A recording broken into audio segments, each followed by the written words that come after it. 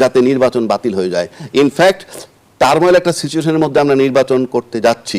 নির্বাচনটা কত ভালো হবে কত মন্দ হবে সেটা আমি পরের ধাপে আলাপ করব। এই দেখেন এনসিপি এই যে বার্গেনিংটা করতেছে 10টা সিটের জন্য, যার সাথে বার্গেনিং করছে তারাই বা সিট পায় কয়টা? কিন্তু প্রশ্ন হচ্ছে তাদের কনফিডেন্সটা কোথায়? এই যে 10টা সিট চাচ্ছে এবং তাদের একটা কনফিডেন্স আছে যে তারা ভোট পাবে, কনফিডেন্সটা কোথায়? একটা মানুষের তো একটা দলের তো একটা কনফিডেন্স থাকে। আমরা দেখছি দুইটা জোট হয়েছে, বিএনপির নেতৃত্বে একটা জোট, এনসিপির নেতৃত্বে একটা জোট। এখন এনসিপির জোটে যারা আছে আমরা সবাই জানি কারা আছে, সেখানে বিভিন্ন ইসলামী দলও আছে। আবার বিএনপির যে জোট আছে, বিএনপির জোটে আপনি যদি মেনলি আসেন, আপনি বিএনপি ছাড়া অন্য যে যারা জোটের যে দলগুলো আছে তারা আমার বানায় বলার কিছু নাই, তাদের কিছুই নেই। আপনার সভাপতি পাইলে সেক্রেটারি পাওয়া যাবে না, সেক্রেটারি পাইলে সভাপতি পাওয়া যায় না, এবং সব দল এক একটা দলের 200 লোক একত্র করাটাও খুব ডিফিকাল্ট। পাশাপাশি কিন্তু তারা আবার যেমন এই হাটাজারি মাদ্রাসা বা কিছু মাদ্রাসার বড় বড় মাদ্রাসার যারা ইয়েরা আছেন তাদের সাথে আবার বিএনপি একটা আলোচনা চলছে। তার মানে ইসলামী গন্ধ সবাই রাখতেছে, ইসলামী সাইডটা কেউ বাদ দিচ্ছে না, সবাই রাখতেছে। এখন এনসিপির যে জোট, এনসিপির নেতৃত্বে যে জোটটা, সেখানে শক্তিটা কোথায়? আপনি যদি 15 বছরের আন্দোলন দেখেন, 15 বছরে কিন্তু আপনার 4 কোটি ভোটার তৈরি হয়েছে, তরুণ ভোটার যাদের কথা আমরা বলছি, যারা ভোট দিতে পারেনি। তারা কিন্তু ওই 15 বছর শুধু আওয়ামী লীগকেই ক্ষমতায় দেখছিল, এবং তাদের নির্মম আচরণ, তাদের ফেসিজম, তাদের পেশি শক্তি ব্যবহার করা, তাদের তৈরি আয়নাঘর, তাদের তৈরি ক্রস ফায়ার, তারপরে শাপলা চত্বর, এই সব তারা দেখে এই জায়গাটায় আসছে।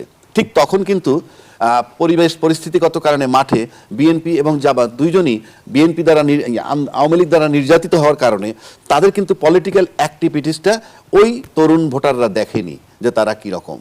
কিন্তু তাদের অ্যাক্টিভিটিসটা তারা দেখছে 5 আগস্টের পর থেকে। এই যে 5 আগস্টের পর থেকে দেখে আসছে, তাতে ওই 4 কোটি ভোটার অন্তত এই একটা জিনিস বুঝতে চায় যে জুলাই চেতনাটা ধারণ করছে কারা, এবং এটা তারা বিবেচনায় নেবে। সেটা আপনি আর আমি বলে দেওয়ার কোনো বিষয় নাই, তারা মাঠে ঘাটে থেকে এটা ইয়ে করবে। তো আমার ব্যক্তিগতভাবে যদি আমি যাই, তাহলে আজকে এনসিপির যে রোলটার কারণে আমরা আজকে এই জায়গাটায় আসছি, ছাত্রদের যে রোলটার কারণে এই জায়গাটায় আমরা আসছি, এবং আমরা যত বড় কথা বলি না কেন তারা ছিল টার্নিং পয়েন্টে, এবং গুলি বুকে রাইখা মাথা পাইতে সামনে গেছে, সেই তাদের দিকে এই তরুণ ভোটারগুলার সিংহভাগ ঝুঁকে যাবে বলে আমি ব্যক্তিগতভাবে মনে করি। কারণ তারা অন্য কাউকে দেখেনি, এক। দ্বিতীয় কথা হইল, ওই যে বললাম একটা নতুন প্রজন্ম, আমরা সবাই হাদি হব, আমরা কিন্তু ওখান থেকে এইটা দেখি নাই।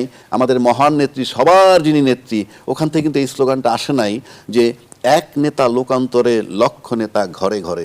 কিন্তু ওখানে মনে হয়েছে এরকম যে একটা আদর্শ নিয়ে লালন করতেছিলেন, সেই আদর্শটা নিয়ে বোধহয় উনি চলে গেলেন, এরকম সেটা শিফট হয়ে গেছে হাদির কাছে।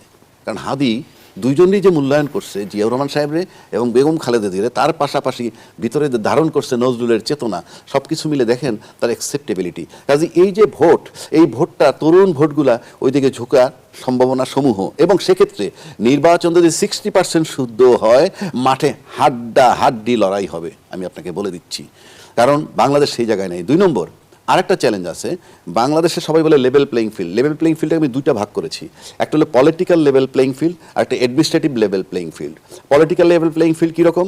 যেমন ধরেন ওনার দলে একটা জায়গায় 5টা লোক আছে গ্রহণযোগ্য, মিনিমাম 3 জন লোক আছে গ্রহণযোগ্য যে এমপি হতে পারে, এবং 3 জনই আশাবাদী ছিল যে আমি এমপি নমিনেশন পাবো।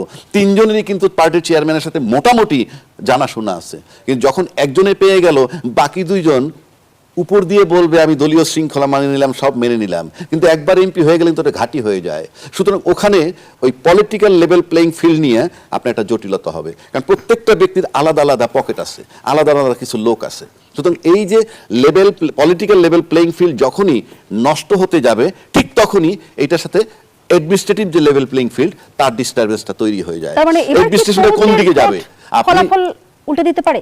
ফলাফল উল্টে দেওয়ার চেয়ে বড় কথা হলো আপনি নির্বাচনী পরিবেশটা খারাপ হয়ে যায় কিনা, নিয়ন্ত্রণের বাইরে চলে যায় কিনা, আমি সেটা বলছি। যদি আপনার পলিটিক্যাল লেভেল প্লেইং ফিল্ড না থাকে, এটা তো আপনার নিজস্ব, আপনারা যদি নিজেরা কোন্দল করেন, সেখানে ওই প্রশাসন কোথায় যাবে? এটা একটা ফ্যাক্টর।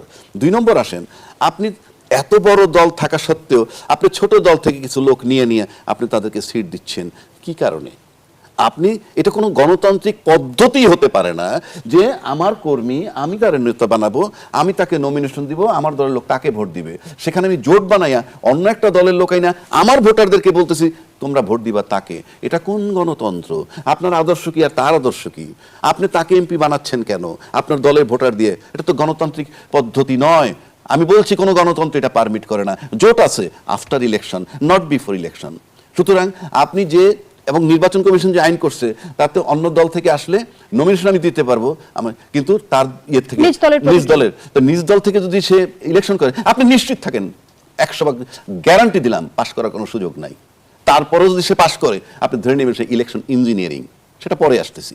এইবার আসেন, একটা দল যখন একটা রাজনৈতিক দল রেজিস্ট্রেশন পাইতে কাঠখড় পোড়াইতে হয়, সেও জানে যে মামলা হইতেছে কোর্টে অনেক যে আমার পার্টির রেজিস্ট্রেশন দিচ্ছে। আপনি একটা এমপি হওয়ার জন্য আপনি একটা দল পাইছিলেন, সেই দলটাকে সেই দলের আদর্শ বিকে দিয়ে আপনি আইসে পড়ছেন আমার একটা ধানের শীষ দেন আমি একটু নির্বাচন করবো। কোন থিওরি এটা? তাকে কেন মানুষ বিশ্বাস করবে? বিশ্বাসঘাতক যে তার নিজের দলের সাথে বিশ্বাসঘাতকতা করে। আপনার আইডিওলজি তো ঠিক। আপনি এখন এসে জিয়া রহমান সাহেবের জন্য কাঁদবেন, আপনি বেগম জিয়ার জন্য কাঁদবেন, আর এই দল যদি এটা একসেপ্ট করে বোথ সেম। ধন্যবাদ জানাচ্ছি যে আপনি গণতন্ত্র এগুলা পারমিট করে না। ধন্যবাদ জানাচ্ছি অ্যাডভোকেট গাজী কামরুল ইসলাম সজল। এমপি হওয়ার কারণে কি আদর্শ বিসর্জন দিচ্ছে প্রার্থীরা? এটাকে আমি ওইভাবে দেখছি না। এটা একটা গণতন্ত্রের সৌন্দর্য। যাদের দেখা যাবে বাংলাদেশে যোগ্যতা আছে, বিভিন্ন কারণে এমপি হতে পারছে না, হয় জনপ্রিয়তার কারণে অথবা ছোট দলের কারণে, যেসব কারণে তারা এমপি হতে পারছে না, তারা মনে করে যে বা দলও মনে করে বড় বড় দলগুলি যেমনি যদি সংসদে আসেন দেশ ও জাতির উপকৃত হবে। দল বিলুপ্ত কি গণতন্ত্রের সৌন্দর্যের মধ্যে পড়ে? হতে পারে। আমার এমপি হওয়া দরকার, আমি এমপি হয়ে দেশের জন্য কাজ করবো, জনগণের জন্য কাজ করবো, এটা তো হতেই পারে। এটা তো অস্বাভাবিক কিছু না।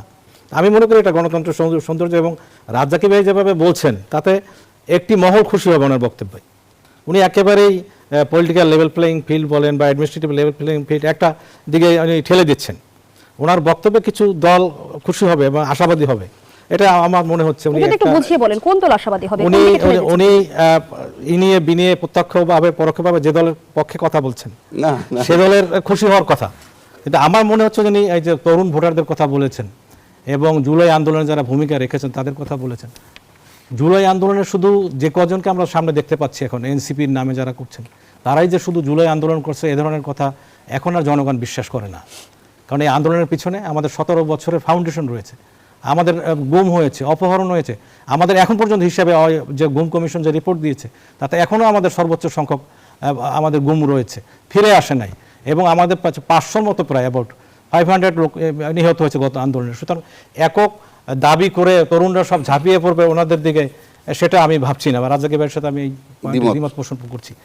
আমি এটা বলতে পারি, যদি একটা আসনে কোনো প্রার্থী নাও থাকে, যদি শুধু এনসিপি থাকে, তা তো সে বিজয় হতে পারবে না।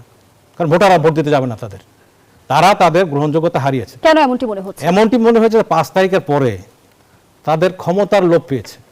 ক্ষমতার লোভে তারা তাদের নীতি আদর্শ সব শেষ করেছে। হাদির কথা বলেছে, হাদির মৃত্যু নিঃসন্দেহে দুঃখজনক এবং আমি এর বিচার চাচ্ছি এবং আশা করি এর সুষ্ঠু বিচার হবে। সে হাদির সাথে তো তারা ছিল না। এবং হাদি হত্যার পরে দেখেন যেভাবে সংবাদ মাধ্যমের উপর হামলা হলো, প্রথম আলোর উপর হামলা হলো, ডেইলি স্টারে হামলা হলো, আপনার উদীচিতে হামলা হলো, তারপর ওই অন্য জায়গায় ব্যবসা প্রতিষ্ঠানে হামলা হলো, তারপরে বলা হলো কি যে আমরা বিপ্লবী সরকার চাচ্ছি, বিপ্লবী সরকার প্রধান হবে মাহমুদুর রহমান, আর অন্য পিনাকি হবে, ইলিয়াস হবে, এরা উপদেষ্টা হবে, কনক স্যারের উপদেষ্টা হবে। অর্থাৎ যেখানে হাদি হত্যার বিচার চাওয়ার কথা সেখানে ওই যে বারবার রাজ্জাকি ভাই বলছে আমরা সবাই হাদি হব, হাদি হত্যার বিচার করবো। আসলে তো সেটা না।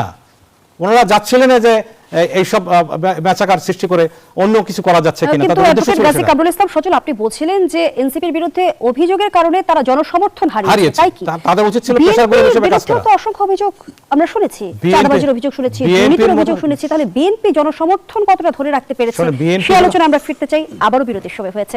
জনতন্ত্র গণতন্ত্রের এই পর্যায়ে আবারও বিরতি নিচ্ছি, সাথেই থাকুন।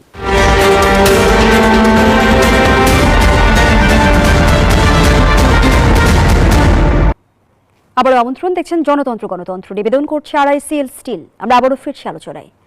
অ্যাডভোকেট গাজী কামরুল ইসলাম সজল, আপনি বলছিলেন আগের অংশে যে কোনো আসনে যদি এনসিপির একক প্রার্থীও থাকে তারপরেও সে বিজয়ী হতে পারবে না, কারণ জনগণ ভোট দিতে যাবে না। এবং এনসিপি তাদের অভিযোগের বিভিন্ন সময় যে অভিযোগগুলো সামনে এসেছে তার কারণে জনসমর্থন হারিয়েছে। কিন্তু বিএনপির বিরুদ্ধেও তো অসংখ্য অভিযোগ রয়েছে, চাঁদাবাজির অভিযোগ রয়েছে, দুর্নীতির অভিযোগ রয়েছে। বিএনপি কি জনসমর্থন ধরে রাখতে পেরেছে? দেখেন, বিএনপি একটি বিশাল মহাসাগরের মতো দল। এই দলে আপনার অভিযোগ যতগুলি আছে পার্সেন্টেজ হিসাব করলে দেখবেন যে সব খুবই ক্ষুদ্র একটা অংশ, এবং সেই ক্ষুদ্র অংশের কর্মকাণ্ডের কারণে দল কিন্তু শাস্তিমূলক ব্যবস্থা নিয়েছে। দল কিন্তু এক সেকেন্ডও দেরি করে না শাস্তিমূলক ব্যবস্থা নিতে। তদন্ত ছাড়াই, কারো বিরুদ্ধে কোনো অভিযোগ উত্থাপিত হলে তদন্ত ছাড়াই কিন্তু আমরা আমাদের দল পানিশমেন্ট দিয়েছে। সেক্ষেত্রে আমরা কিন্তু সর্বোচ্চ পর্যায়ের আমরা নিয়ন্ত্রণ করতে পেরেছি। সুতরাং এই কারণে জনগণও খুশি হয়েছে যে না, এই দলে অন্যায় অবিচার করলে সাথে সাথে বিচার হয় দলের পক্ষ থেকে, যে কারণে দলের একটা আস্থা কিন্তু, জনগণের একটা আস্থা কিন্তু দলের প্রতি চলে আসছে। সে কারণে আমি বলছি যে আমরা আশাবাদী যে জনগণ ভোট দিতে পারলে ইনশাল্লাহ বিপুল ভোটে বিএনপিকে বিজয় করে ইনশাল্লাহ ক্ষমতা আমরা দেখতে পাবো। জামায়াত এখন পরিশুদ্ধ দল, এমন মন্তব্য করেছেন এলডিপি সভাপতি কর্নেল অলি আহমদ। আমি যদি একটু পেছনে ফিরে তাকাই, আমরা দেখেছিলাম একসময় কর্নেল অলি বিএনপি ত্যাগ করেছিলেন জামায়াতের সাথে জোট করার কারণে, এবং আওয়ামী লীগের হয়ে তিনি নির্বাচনে অংশগ্রহণ করেছিলেন। এই যে নেতাকর্মীদের বাক পরিবর্তন, এর পেছনে কি কারণ থাকতে পারে বলে মনে করেন? কর্নেল অলি আহমেদ মুরব্বী মানুষ, ওনার সম্পর্কে বেশি কিছু বলাটাও আমার কাছে দৃষ্টিকটু মনে হচ্ছে উনি আসলে বয়স হয়ে গেছে, আর ওনার নিজের সন্তানকেও একটা সংসদে রেখে যেতে চাচ্ছেন বা এই রাজনীতিতে রেখে যেতে চাচ্ছেন। সে কারণে বিএনপির কাছে সুযোগ না পেয়ে উনি শেষ বয়স ওনার মতো একজন মুক্তিযোদ্ধা ওনার নীতিবোধকে হারিয়েছেন। আমি সেই দৃষ্টিতে দেখি, এর চেয়ে বেশি কিছু ওনার সম্পর্কে বলতে চাচ্ছি না আমি। ধন্যবাদ জানাচ্ছি আপনাকে অ্যাডভোকেট আবু হেনা রাজ্জাকি। যেমনটি আজ আসিফ মাহমুদ সজীব ভূঁইয়া ইসির সাথে বৈঠকের পর জানালেন যে আমরা চাই না জাতীয় পার্টি নির্বাচনে থাকুক। এর আগে এনসিপির আরেক নেতা আক্তারও কিন্তু বলেছেন যে জাপাকে নির্বাচনে আনা এজেন্সির খেলা। এখনো কি খেলা এজেন্সির হাতেই রয়েছে নির্বাচন কেন্দ্রে? হ্যাঁ, থাকতে পারে, কারণ আসিফ মাহমুদরা তো দীর্ঘ প্রায় 15 মাস উপদেষ্টা ছিলেন। কাজেই ফার্স্ট হ্যান্ড ইনফরমেশন কিংবা রাষ্ট্রযন্ত্র কিভাবে কাজ করে সেটা হাতে কলমে সে যে এক্সপিরিয়েন্সটা নিয়ে আসছে সেটা আমার নাই, এবং তার আলোকে যদি সে বলতেই পারে এবং তার কাছে হয়তো এই ধরনের ধারণা তার আছে, সেটাকে আমি ডিনাই করছি না কিংবা এটা সঠিক নয় তাও বলছি না, হতে পারে তার কাছে ইনফরমেশন আছে। বাট জাতীয় পার্টি তো ফ্যাসিজমের দলটাকে পক্ষপাতিত্ব করছে, তাকে শেল্টার দিচ্ছে, অর্থাৎ তাকে বিরোধী দল হিসেবে থাইকে তাকে টিকায় রাখছে, সেই হিসাবে সে অপরাধী, কোনো সন্দেহ নাই। এখন সেটা রাষ্ট্র নির্বাচন কমিশন কীভাবে সিদ্ধান্ত নিবে সেটা নির্বাচনের ব্যাপার। আমি কয়েকটা কথা বলে শেষ করে দিচ্ছি যে নির্বাচনটা হাড্ডাহাড্ডি লড়াই হবে। কেন আমি বলি, যে যত কথাই বলুক, উনি বললেন না যে এনসিপি কোনো প্রতিনিধি না থাকলেও পাশ করবে না, ভোট দিতে যাবে না। আজকে যে কায়দায় নির্বাচনটা হতে যাচ্ছে তাতে দলের বাইরে কিছু ভোটার আছে, 30%, 35% তাইক, যারা দল করে না, এই ভোটাররা ভোট দিতে যাবে না। এবং তারা যদি ভোট দিতে যায় তাহলে তারা দেখবে, ভোট দিতে যদি যায় তাহলে তারা জুলাই চেতনা যারা পক্ষে যারা ছিল তাদেরকে ভোট দিবে, এটা আমার ধারণা। 1 নম্বর। 2 নম্বর আসেন, জুলাই আন্দোলনে 1400 ছেলে পেলে মারা গেছে এবং 30-40 হাজার আহত হয়েছে। তাদের বাপ দাদা কিংবা তাদের এই বাপ চাচা যারাই থাকেন না কেন, তারাও তো ভোটার। তারা যদি একটা দলে বিলং করেও যে আমি এই দলে আসি কিন্তু আমার নাতি মারা গেছে, আমার ছেলে আহত হয়েছে, আমি এই দলে বিলং করি, যদি দেখি যে এই দলটা ফেসিস্ট দলের পক্ষপাতিত্ব ডাইরেক্ট ইনডাইরেক্ট করে, আমি নিশ্চিত করে বলে দিতে পারি সে প্রকাশ করবে না, কিন্তু সে ওই দলকে ভোট দিবে না, কারণ তার সন্তান হারার ব্যথাটা সে বোঝে। 3 নম্বর আসেন, শুদ্ধ নির্বাচন যদি হয়, শুদ্ধ নির্বাচন 60% যদি হয়, মাঠে হাড্ডাহাড্ডি লড়াই হবে, সেক্ষেত্রে কোনো একটা দল সিঙ্গেল মেজরিটি পাবে। কিন্তু নির্বাচনী ফলাফল যদি 2/3 মেজরিটি কোনো দলের পক্ষে যায়, সেটা নির্বাচনী ইঞ্জিনিয়ারিং ছাড়া সম্ভব হবে না, এটা আমার ধারণা। কারণ আমরা মাঠে চলি, মাঠে দেখি, তরুণ ভোটারদের মানসিকতা দেখি, সবার অবস্থা দেখি, এবং সে কারণে বললাম যে ভোট যদি শুদ্ধ হয়, কোনো একটা দল সিঙ্গেল মেজরিটি পাইয়ে পার্লামেন্ট গঠন, সংসদ সরকার গঠন করতে পারবে, কোনো সন্দেহ নাই। এবং হাড্ডাহাড্ডি লড়াইয়ের মাধ্যমে, যেমন ধরেন মাদ্রাসার ছাত্র যাত্রাবাড়িতে যে আন্দোলন হয়েছে, টোটাল মাদ্রাসার ছাত্ররা করেছে, সেখানে বহু ছাত্র মারাও গেছে। এই ভোট নিশ্চয়ই জুলাই চেতনার পক্ষে থাকবে, জুলাই চেতনা লালন যারা করে তাদের পক্ষে থাকবে, এবং সেটা বিবেচনায় নেবে তারা। যদি বলেন বড় দলের কাছে বড় ভোট যাবে, যেতে পারে, নট আনলাইকলি। বাট প্রশ্ন হচ্ছে যে বড় দলের কাছে ভোট যাবে কি যাবে না, 15 মাসের যে জাজমেন্ট, সেই জাজমেন্টটা নেওয়া হবে। এই 15 মাসে মাঠে যে অ্যাক্টিভিটিসটা হয়েছে 15, 16, 17 মাসে, সেটা বিবেচনায় নিলে কঠিন হাড্ডাহাড্ডি লড়াই হবে। তারপরে কোনো দল, সে এনসিপি হোক, বিএনপি হোক আর জামাত হোক, যে কোনো দল 2/3 মেজরিটি যে কোনো দলের পাইতে হইলে ইঞ্জিনিয়ারিং করতে হবে, ইঞ্জিনিয়ারিং ছাড়া পাবে বলে আমার কাছে মনে হয় না। নির্বাচন নিয়ে সন্দেহ ছড়ানোদের নজরদারিতে রেখেছে সরকার, এমনটি জানিয়েছেন প্রধান উপদেষ্টার প্রেস সচিব শফিকুল আলম। কারা নির্বাচন নিয়ে সন্দেহ তৈরি করছে, কারা নজরদারিতে? না, নির্বাচন নিয়ে সন্দেহ তো হতেই পারে নানান কারণে। এই যে আমি বললাম যে হাড্ডাহাড্ডি লড়াই হবে। আপনি দেখেন যে বিএনপির সাথে জোট করছে যে দলগুলা, আপনি তাদের কয়টা ভোট আছে? আর এনসিপির সাথে যারা জোট করছে তাদের ওখানে কিন্তু গিয়ে দেখবেন অনেক ভোটের লোক আছে। এর মানে কোটি কোটি ভোটার আমি তা বলছি না। এখানে ফ্যাক্টর হবে দলবিহীন ভোটগুলো, যারা দলের সাথে সম্পৃক্ত সেই ভোটগুলা, আর এই যে 15 বছরে 16 বছরে যে 4 কোটি ভোটার তৈরি হয়েছে, তরুণ ভোটার, এগুলো ফ্যাক্টর হবে, বিশাল ফ্যাক্টর হবে। এবং তারা এখন আজকে তাদের বয়স 33, 34, 35-এর কোঠায়, দে আর ম্যাচিউরড এনাফ। তারা হাতে কলমে 15টা বছর দেখছে এবং জুলাই আগস্টের অভ্যুত্থানের পর বাকি 15 মাস দেখছে। লড়াই হাড্ডাহাড্ডি হবে। সুতরাং এখানে আমি আবারও বলছি, হাড্ডাহাড্ডি লড়াই হবে শুদ্ধ নির্বাচন হইলে। আর যদি 2/3 মেজরিটি পেতে হয়, ইঞ্জিনিয়ারিং করতেই হবে। সিপিডি সম্মানীয় ফেলো ডক্টর দেবপ্রিয় ভট্টাচার্য বলেছেন, উস্কানি ও মব নিয়ন্ত্রণে অন্তর্বর্তী সরকারের কোনো পদক্ষেপ নেই। আমরা জানি যে গণঅভ্যুত্থানের পর থেকে কিন্তু আইন শৃঙ্খলা পরিস্থিতি নিয়ন্ত্রণ নিয়ে নানা অভিযোগের কথা আমরা শুনেছি এবং সন্তোষজনক পরিবর্তন আমরা দেখিনি। নির্বাচনের আগে এটি বড় সংকট তৈরি করবে কিনা? আচ্ছা, এই যে সরকারের কোনো মানে কি বলে মবের ক্ষেত্রে সরকারের কোনো উদ্যোগ নেই, মবক্রেসির বিরুদ্ধে কোনো উদ্যোগ নেই, এই যে কথাগুলো আমরা বলতেছি, আপনি বলেন তো যে শেখ হাসিনা যদি ক্ষমতায় থাকতো, যিনি ক্ষমতায় থাকাকালীন জিয়াউর রহমান সাহেবের কবর তুলে নিতে চাইছিল, আপনারা হয়তো নিশ্চয়ই জানেন। আবার সেখানে এত সুন্দর একটা জানাজা হইলো, লক্ষ লক্ষ লোক আসলো, সেখানে কি সরকারের রোল ছিল না? এখন বলবেন সরকারের রোল থাকলে সরকার অন্যটা পারে, এইটা পারে না কেন? এখানে সরকারের সাথে সেনাবাহিনী ঐক্যমত্য ছিল। সরকারের সাথে সেনাবাহিনী যেখানেই ঐক্যমত্য হয়েছে সেখানে আইন শৃঙ্খলা পরিস্থিতি খুব অ্যাক্টিভলি কাজ করে। আর যেখানে সরকারকে কোঅপারেট করে না আইন শৃঙ্খলা পরিস্থিতি বা আইন শৃঙ্খলা নিয়ন্ত্রণ যারা, তারা সেখানে সরকার ব্যর্থ হয়। তার মানে আলটিমেটলি আপনি এইরকম একটা সিচুয়েশনে পলিটিক্যাল স্টেক হোল্ডার যদি এই মুহূর্তে বিএনপির বড় ধরি, বিএনপি, জামাত, এনসিপি তিন মিলে একটা স্টেক হোল্ডার, আবার সরকার একটা স্টেক হোল্ডার, আর্মি একটা স্টেক হোল্ডার, 3 স্টেক হোল্ডার ঐক্যমত্যে আসছে বলে আমরা ফেব্রুয়ারি নির্বাচনের দিকে যাচ্ছি। আর এই